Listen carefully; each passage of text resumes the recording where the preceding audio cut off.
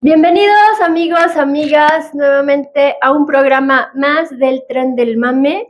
Ya cumplimos un mes de transmitir y hoy estamos pues de manteles muy largos porque tenemos a nuestra primera invitada, la primera entrevistada. Se trata de Verónica Rugerio Sánchez, quien es candidata a jueza penal federal. Ella compite por el estado de Jalisco. Pero bueno, aquí en el Tren del Mame quisimos hacer pues un pequeño esfuerzo para que ustedes conozcan a algunos de los candidatos, son muchos, no podemos traer a todos, para que conozcan este proceso de primera mano y para que pues sepan por quiénes podrían votar. Verónica, bienvenida. Hola, mucho gusto. Oye, pues a mí este proceso me parece interesantísimo, me parece un proceso que yo creo que pocas veces los ciudadanos, los periodistas, hemos vivido el acercarnos a quienes imparten la justicia en el país. Entonces yo más bien quisiera que tú empezaras a contarnos, en primer lugar, ¿tú por qué quieres ser jueza? Sí, yo quiero ser jueza penal federal en el estado de Jalisco porque tengo la convicción y los conocimientos necesarios para poder aplicarlos en materia penal para ejercer la justicia. Ok. Oye, tengo que preguntarte esto, porque es una duda que seguramente tiene mucha gente. ¿Tú por qué quieres o por qué te postulaste como jueza, como candidata en Jalisco, si tú no radicas en ese estado? Bueno, hoy en día el ejercer tu profesión en algún lugar diferente al que naciste, yo creo que es una realidad de muchos. Y yo estoy preparada para dar ese paso en mi carrera. La función de un juez federal radica justo en impartir leyes federales. Y estas leyes federales son válidas en toda la República Mexicana. Entonces, yo inicié haciendo mi servicio social en un juzgado de distrito de procesos penales federales. Hoy tengo más de una década en materia penal federal. Entonces, es justo esto lo que me da los conocimientos necesarios y la capacidad de poder ejercer la materia penal federal en cualquier lugar de la República Mexicana. Ok, a ver, para el público y que no entiendan algunos temas. Un asunto federal es un asunto de aplicación en todo el país. Sí, sí, sí. Y un delito se comete en un estado, si es federal, ¿se puede juzgar en otro? Se juzga generalmente en donde está ese estado, pero la normativa a nivel nacional es la misma. O sea, un delito, por ejemplo, de portación de arma de fuego que se cometa aquí en la Ciudad de México y se cometa en Jalisco, la sanción y la aplicación son exactamente las mismas. Ok. Ya depende de las circunstancias del hecho, pero en realidad su aplicación es exactamente la misma, la sanción es exactamente la misma, lo que estipule la ley. Ok. Oye, y de lo que está pasando actualmente en Jalisco, como saben, de hecho nuestro primer programa aquí fue sobre el caso Teuchitlán, y traían todo este tema, si Teuchitlán era un fenómeno local o si era un fenómeno federal, justo hay algunas acusaciones de portación de arma de fuego de uso exclusivo del ejército, ahí hay casos de desaparición. Bueno, yo menciono todo el contexto de Teuchitlán para preguntarte, ¿tú conoces ese contexto o nuevamente regreso a la pregunta, ¿necesitas conocer ese contexto? Lo que pasa es que en materia federal, o sea, como te comento, la aplicación de la ley es la misma. No se desconoce, obviamente, la situación que está viviendo Jalisco con este caso, precisamente que, pues, para todos es como, pues, muy desgarrador. O sea, ver todo esto pues, un tema muy trascendental para México, para toda la sociedad mexicana, pero vaya, el contexto no se desconoce, pero no necesitas como mayor elemento más que la norma, la aplicación, la interpretación, y esta es exactamente la misma en todos lados de la República. Ok. Pero yo he estado leyendo encuestas sobre la reforma, bueno, sobre la elección judicial. He estado leyendo inquietudes de la gente, porque pues eso es lo que queremos traer al programa, ¿no? Sí, claro. Que de viva voz los candidatos hablen hacia la gente sobre estas inquietudes o se las resuelvan. Una de estas es que en una encuesta hace poco salió que la gente está valorando más que haya candidatos que ya pertenecen hoy al Poder Judicial. Entonces, tú hoy perteneces al Poder Judicial. Vero pertenece al Poder Judicial. La gente que contestó esa encuesta, sepan que ella es parte del Poder Judicial. Pero yo entonces quisiera aprovechar además para preguntarte si es tan malo como nos han dicho que es y qué fue lo que justificó esta reforma, ¿no? Ok. El Poder Judicial como tal yo no niego que haya problemas dentro del Poder Judicial, pero hay algo que hay que dejar muy en claro. La institución es muy noble, es muy objetiva, siempre trabaja apegada a la neutralidad de la ley. En efecto, pues hay personas que por sus acciones han generado esta opinión generalizada de corrupción dentro del Poder Judicial, pero insisto, son como unas cuantas personas que han dañado justo la institución. Entonces, no es como una generalidad. Existen problemas, sí, pero el Poder Judicial per se no es malo, no está mal, sino son estas acciones. ¿Qué acciones, qué problemas sí hay en el Poder Judicial? Pues de momento podemos decirte que no sé, la falta de insumos, los horarios, que son justamente como el resultado de acciones de este tipo de personas que pues el reflejo es el que tengamos falta de insumos y que de repente no sepas de dónde, por qué ahora nos hacen falta estos insumos, por qué los horarios se extienden, por qué no salen los asuntos en tiempo, es por esta situación. Eso que acabas de decir. Ese es uno de los grandes reclamos de la sociedad. La ley lo dice, la justicia debe ser expedita y luego nos encontramos con que hay gente que sobrepasa los 2 años, que podría estar en prisión preventiva, es menos, ¿no? Sí, ya no me acuerdo, pero había una ley que decía que 2 años y si no se resolvía tu asunto te sacaban, ya no me acuerdo cómo era eso, pero a lo que voy es que hay un fenómeno que es percibido por todos, que es real, acerca de cuánto tarda la ley. ¿Por qué tarda tanto la ley en el país, en México? Lo que pasa es que hay que como desentrañar un poco el tema de la justicia en México. El tema de la justicia en México ha sido muy tachada todo el tiempo por el tema de cuando tú dices la justicia es tardía, entonces no hay justicia. Cuando tú dices fui a una autoridad y no hicieron nada, entonces no hay justicia. Es donde empiezan como las taches de la justicia generalizada, pero tenemos como dentro del Poder Judicial esta percepción para poderles hacer saber que existen diversas instancias. Por ejemplo, el Ministerio Público, que es el primer contacto con la sociedad, es una institución independiente del Poder Judicial, pero justo aquí es donde se origina como el paso para llevar a cabo un proceso judicial. Esta institución, el Ministerio Público, ni siquiera depende del Poder Judicial, depende del Ejecutivo Federal. Entonces es tan independiente, pero refleja lo que o muchos asemejan con todo el aparato de justicia del Estado, cuando en realidad este primer contacto pues está corrompido, está dañado, ya sea por el personal, por el exceso de trabajo, por los horarios, lo que comentábamos que está empezando con el tema del Poder Judicial, pero este primer contacto es justo lo que ha tachado toda la nomenclatura del Poder Judicial.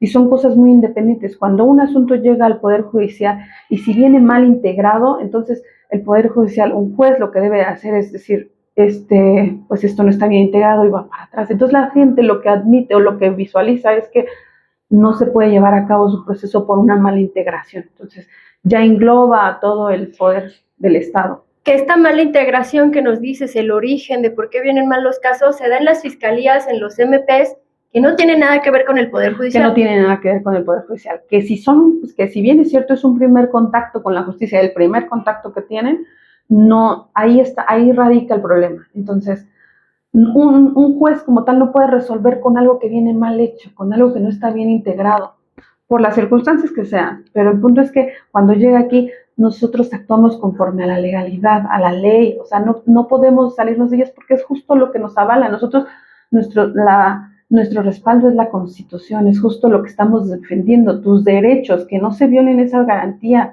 que no se violen tus derechos frente a cualquier persona. Entonces, esta parte que se realiza mal, llega aquí, pues lamentablemente no puede avanzar. Entonces la gente dice, nunca avanzó, nunca hicieron nada con mi caso, pero en realidad aquí está el tema. Ok. Oye, yo hace un momento te preguntaba cuáles son los problemas dentro del Poder Judicial y tú me contabas los horarios, la falta de insumos, que son cosas que además en las últimas semanas se han convertido en tema. Yo he visto en Twitter que se están peleando, que sí es cierto que hay impresoras, que no hay impresoras. ¿Hay impresoras? Sí, en efecto, tenemos, son muy reducidas, están en muy mal estado ya. O sea, si las tienes ya no le funciona una pieza, ya no te sirve. Entonces, parte de lo que estamos como proponiendo también es que, pues, que utilicemos los mecanismos que tenemos, no sé, las tecnologías, tratemos de irlos dejando de lado, que aprovechemos este mal que está surgiendo para darle un cambio positivo. Después también nos vamos a quedar sin árboles. Entonces, es justo. Ahorita quiero entrar a lo de tus propuestas, que yo las leí ya, están en Conóceles, pero más bien te preguntaba lo de las impresoras, porque de verdad yo he visto a los tuiteros pelearse, dicen que ustedes las descompusieron. No, para nada, al contrario, ¿cómo vas a descomponer algo que es tu herramienta de trabajo? Que pues, oye, me tengo que ir, pero si no entrego el acuerdo, ¿cómo me voy si esta cosa no imprime? Entonces, en realidad hasta se están peleando por el tema de yo voy en esa que todavía sirve, tú ya no vas ahí, es todo un tema. Esa es la realidad, es todo un tema y realmente no es que uno las descomponga, no es que uno no quiera hacer, al contrario, yo creo que para todos el tema de tener tu herramienta de trabajo al día funcionando bien es lo que te hace que fluyas. Entonces, ok. Otra cosa que me decías, la sobrecarga de trabajo, eso en periodismo se ha estudiado mucho. Hay gente que ha ido a los MPs, en el caso específico de homicidios, y le ha dicho a los MPs, oiga, ¿por qué se retrasan? Y los MPs les dicen, mira mis carpetas, ¿no? 100 carpetas para un MP. Pero bueno, eso yo solo lo comento porque yo trato de ser muy objetiva y de traer voces que yo he leído, colegas periodistas o tuiteros que están exponiendo estos temas. Pero hay un gran tema que ha sido parte de la retórica de esta campaña y que viene pues desde el poder, y nos han insistido mucho en que en el Poder Judicial había privilegios y había nepotismo. Que también hay estudios periodísticos sobre el nepotismo y yo sé que hay un trabajo por parte del Poder Judicial para reducirlo, pero yo quiero que más bien tú nos cuentes de viva voz. ¿No hay nepotismo en el Poder Judicial? Pues mira, en efecto, no niego que existen ese tipo de problemas que comentas, pero quiero como dejar en claro, el Poder Judicial como tal es una institución muy noble, objetiva, que trabaja apegada a la neutralidad de la ley. Entonces, sin embargo, hay personas que justo han dañado esta institución, que por sus acciones han generalizado una opinión generalizada de corrupción, de que la institución es corrupta per se, y la verdad es que esto no es así. O sea, son justo esas personas las que generan esta perspectiva del Poder Judicial y entonces dañan a la institución. Pero yo creo que parte esta historia de los valores y principios de cada persona, de cada juzgador, de cada integrante del Poder Judicial. Entonces, yo creo que son estas personas las que generan ese tema pues, de repudio de repente hasta para el Poder Judicial, pero es un tema que no es genérico para el Poder Judicial. Pues sí pasa, pero no dirías que es el pan nuestro de cada día. No, para nada. Yo insisto en que el Poder Judicial es una institución muy noble y que siempre está trabajando apegada a la neutralidad de la ley. Ok. ¿Tú participaste antes cuando se elegían los jueces por examen? ¿Has participado antes? He participado, no he tenido todavía la oportunidad para participar antes para juez, para ser postulada para juez, pero sí he realizado diferentes exámenes, o sea, han sido una trayectoria dentro del poder. Tengo 12 años en el Poder Judicial y pues literal, uno empieza desde abajo, servicio social, para poderte literal ganar como un pequeño espacio, tienes que ver tu desempeño. O sea, afortunadamente yo he tenido muy buenos titulares, no tuve tantos como 3, pero son los que me han formado, me han hecho avanzar como reforzar mis valores, porque me han inculcado que el tema del esfuerzo es lo que te lleva a ser una mejor persona y salir adelante, trabajando obviamente. Entonces yo he hecho exámenes de oposición para ser secretaria, para ser actuaria, para ser oficial, ahorita oficial administrativo, anteriormente no se requería, pero estos cursos en algún momento hasta los he hecho dobles, porque de repente el Poder Judicial dijo, no, pues si no ejerciste el cargo, tienes que volverlo a hacer en determinado tiempo, y entonces a volverlo a hacer, porque no había como la oportunidad de plazas. Entonces dices, bueno, pero no me voy a quedar aquí sentada ya que se me acabó como mi pase para si hay alguna plaza pueda yo ocuparla. Entonces a volver a hacer los exámenes, y entonces son noches de desvelo, de trabajo, de pues mucho sacrificio y esfuerzo, y yo creo que eso es justamente lo que me inspiran a ser juez penal federal. ¿Qué esfuerzos? Bueno, antes de que me contestes eso, esta es otra que he visto mucho en redes, una inquietud que tiene la gente, sobre todo en esta lógica que nos dijeron que había privilegios en el Poder Judicial y que era para ricos y que solo llegaba la élite de siempre, y que con esta reforma, mira nada más que risa, y que con esta reforma se está democratizando el Poder Judicial. Cuéntale a la gente, porfa, ¿tú de dónde vienes? ¿Dónde estudiaste Derecho? Yo vengo pues de una familia muy unida. Mi mamá era comerciante de frutas. Nos sacó adelante a 4 de mis hermanos y a mí, a mis 4 hermanos y a mí,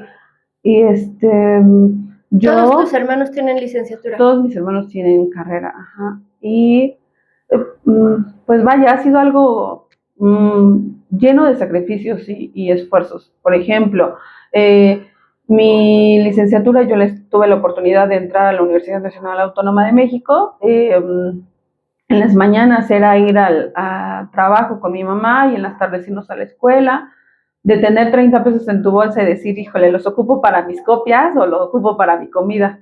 Porque pues las materias ahí, los profesores son o la tarea o no pasas, no, como en además todo. Tienen Entonces, fama los maestros de Derecho de la UNAM que hasta tienes que ir de traje a clases, ¿no? Sí, a algunas clases era así como que si no entra, entrando, si no, usted no viene como debe de venir vestida como una abogada, entonces no entra. Si usted no llega a las 7 en punto, entonces tampoco entra. Muchos principios que te inculcan para que, pues sí, el tiempo de todas las personas es valiosísimo. Un minuto es un minuto, y entonces... Yo estudié en la UNAM y estoy en contra. O sea, yo creo que la UNAM, como una escuela pública con conciencia social, debería entender que no todos podemos llegar a las 7 de la mañana, que impedirnos entrar a clases, atentar contra nuestro derecho a la educación. Pero bueno, yo soy una punk, por eso tenemos un programa en internet en lugar de un trabajo estable. Pero quiero preguntarte una cosa.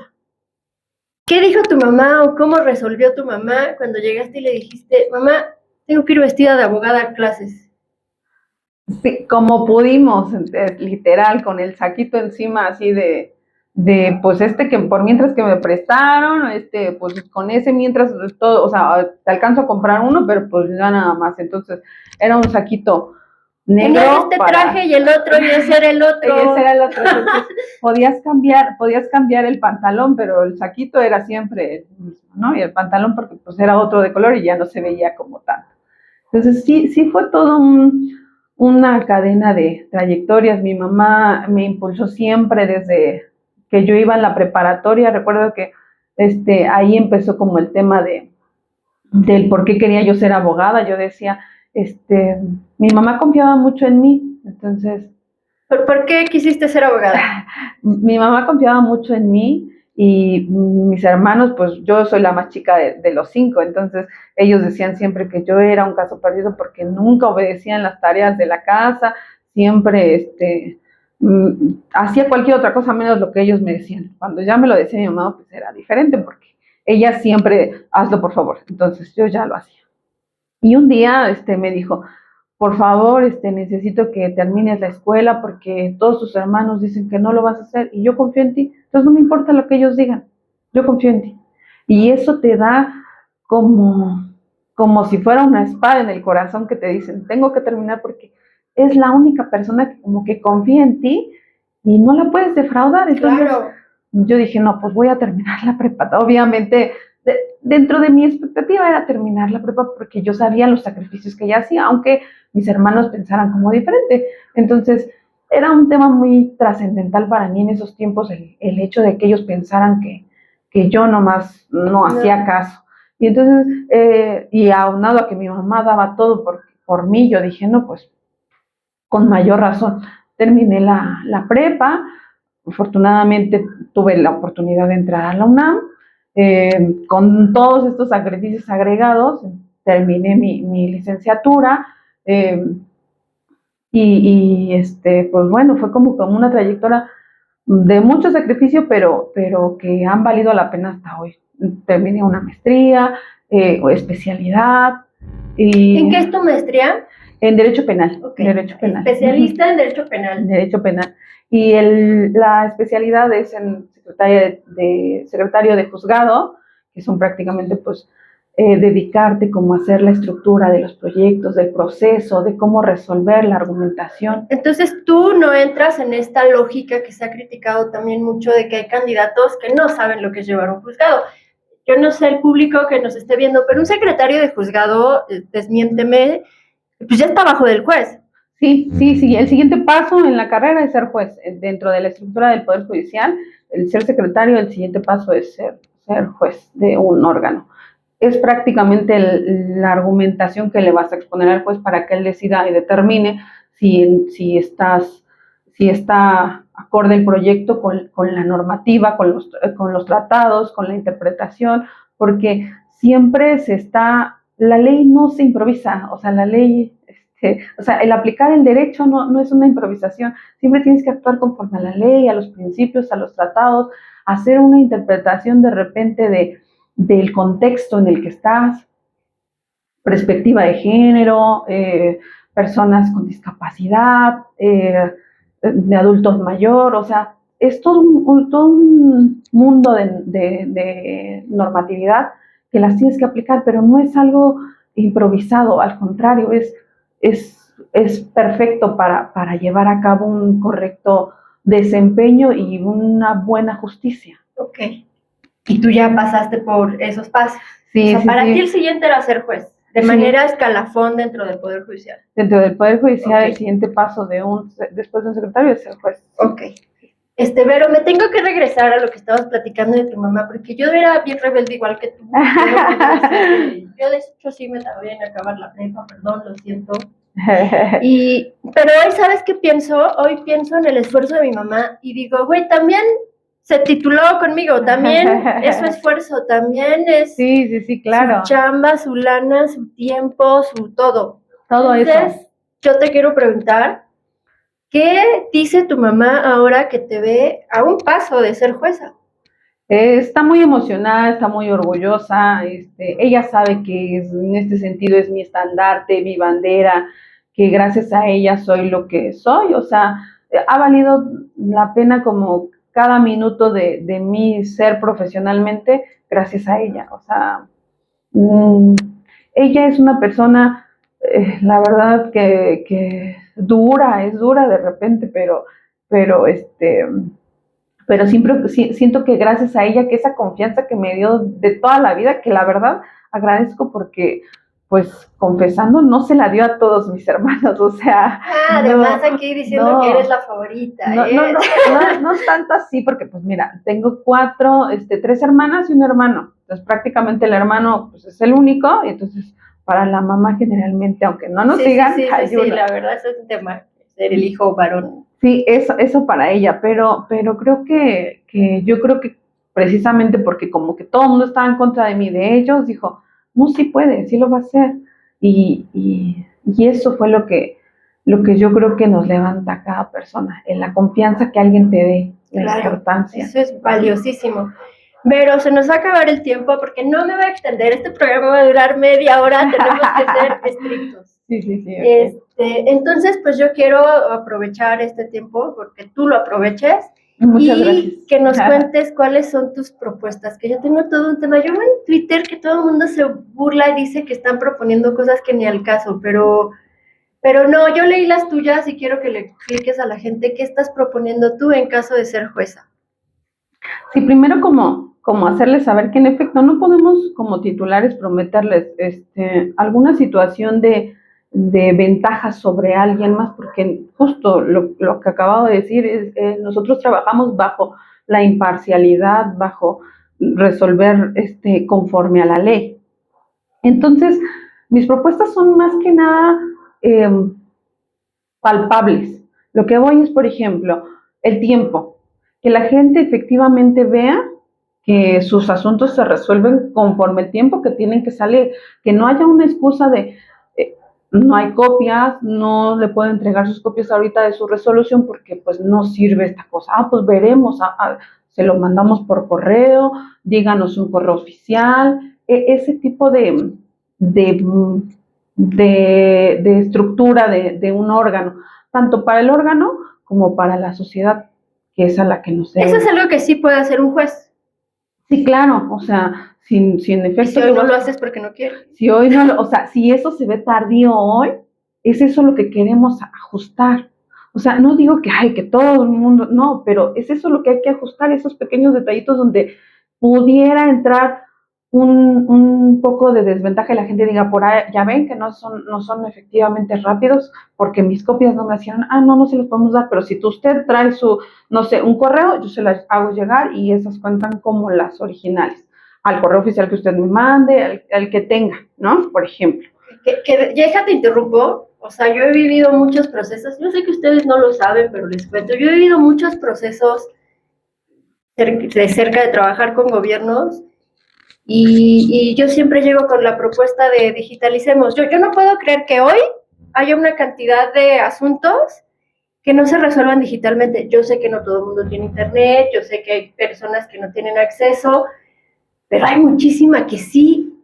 Sí, en efecto, o sea, el Poder Judicial está implementando justo el tema como de la digitalización. Siento que hay que apretarle un poquito más el tema, dejar ya más de lado el tema del papel, porque que sea necesario, sí, bueno, hay que ocuparlo para determinadas cuestiones, pero en efecto, si ya se puede sacar digital, si ya lo tenemos en electrónico, porque ya los asuntos ya se resuelven, se suben en línea, ya o sea, ya hemos avanzado mucho, y entonces creo que seguir sobre esa perspectiva, que si ya se subió, entonces ya no es necesario que vayas y que en efecto te lo tengan que dar impreso, porque pues bueno, esa es otra de las propuestas que hay que apoyar también al planeta, pues si no nos vamos a quedar también sin árboles y de dónde. Entonces, esa es una de las más importantes. Creo que la justicia tiene que llegar en tiempo para que sea aplicada con justicia. Perfecto. Y la segunda, también considero que el poder abrir un área implementar un área especializada justamente dentro del órgano que no exime a nadie ni implica que entonces ya le estemos dando ventaja a una persona sobre otra, pero concientizar justo al personal de que cuando una persona se acerca en relación a un tema de impartición de justicia podamos asesorarlos y decirles, aquí no es el área correspondiente, tiene que ir a determinada área, como acercándolos hacia dónde tiene que ir a la justicia. A ver, pero ¿esto qué significa para la gente? Sí, por ejemplo, que si tú quieres ir a presentar tu denuncia, ahí no es, tienes que ir al Ministerio Público. Sí, te ha tocado que llegue alguien a un juzgado a presentar una denuncia. Sí, o sea, que de repente genera abogados, claro, no me han tocado.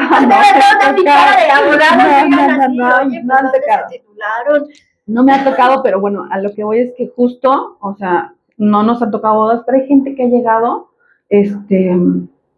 pues sí, necesitada de una información, de que es que me dijeron que aquí era.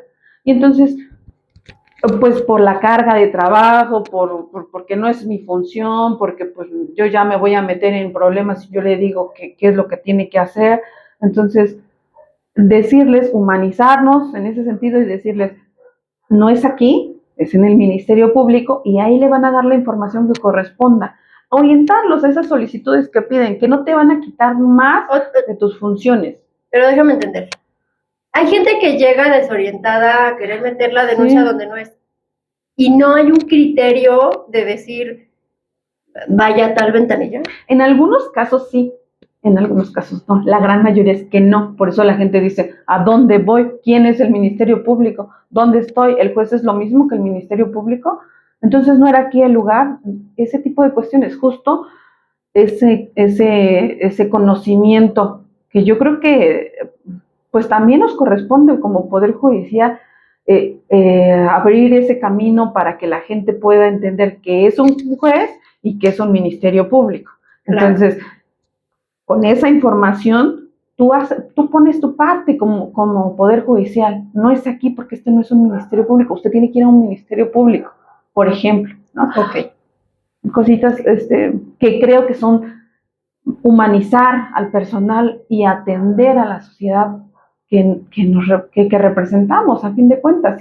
Sí, no desconozco que nosotros tenemos que actuar siempre conforme a la ley, pero eso no te va a cambiar de decir, ay, mira, es que esa señora, entonces ya voy a fallar diferente. No, en realidad tú vas a actuar siempre conforme a tus valores, principios, que los crean, pues esos esfuerzos y sacrificios, los que te hacen para poder determinar cómo debe ser. Claro. Oye, pues ya se nos acabó el tiempo. Ya estamos arriba de los 30 minutos, pero fallamos, amigos, fallamos. Y pues más bien ya quisiera que te despidieras diciéndole a la gente, porque esta elección es muy compleja, cómo votar por ti y en dónde además, porque tú vas para juez en todo el estado de Jalisco. Sí. O allá va a estar tu sede. Sí, va a estar mi sede, pero solo se puede votar por ti en ciertos municipios. Entonces, dinos, sí, perfecto. ¿Cómo votar por ti? Ok, pues mi nombre, les repito, es Verónica Rugerio Sánchez, candidata a juez penal federal en el estado de Jalisco. Me van a encontrar en la boleta amarilla con el número 9 en los municipios de Zapopan, Tlajomulco, Tlaquepaque y en algunas secciones de Guadalajara. ¿Y pronto vas a estar recorriendo las calles? Sí. El tema, pues ahorita un poco de mi embarazo me ha impedido acudir inmediatamente, pero estamos organizando para que pueda hacerlo sin mayor entretenimiento. Oye, pues, muchas felicidades. La verdad es que salir en este proceso no fue sencillo. Sé que te costó tu esfuerzo, tus años de estudio, de trabajo. Y pues nada, amigos, esta fue la primera entrevista que hacemos con candidatos y candidatas al Poder Judicial, a los diversos cargos.